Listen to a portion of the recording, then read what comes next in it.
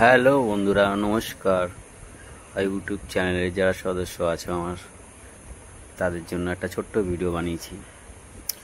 রোজ রোজ তো বাইকের ভিডিও ছাড়ি ফটো দিয়ে, আপনারা সবাই দেখেন, লাইক করেন, শেয়ার করেন, মানে দেখেন, ওটা আমার খুব ভালো লাগে। তাই ভাবলাম একটা ছোট্ট একটা ভিডিও আপনাদের জন্য আমি ওটা শেয়ার করি। তো আজকের ভিডিওটা ছিল একটা ওয়ারিয়র শেকের। এক কাস্টমার ডিমান্ড করেছিল, তো আমি মনে করলাম চলো আজকে কাস্টমার থেকে একটা যদি ভিডিও নেওয়া যায়।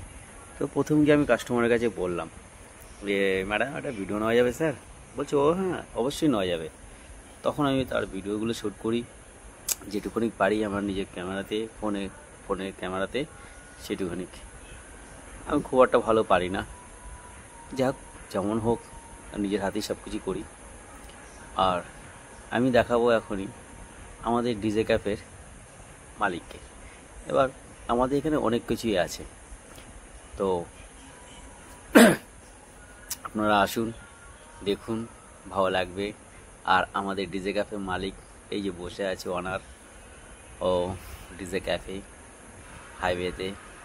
তো যাক, সব ভালো হয়েছে, ভিডিওটা খুব ভালো লেগেছে।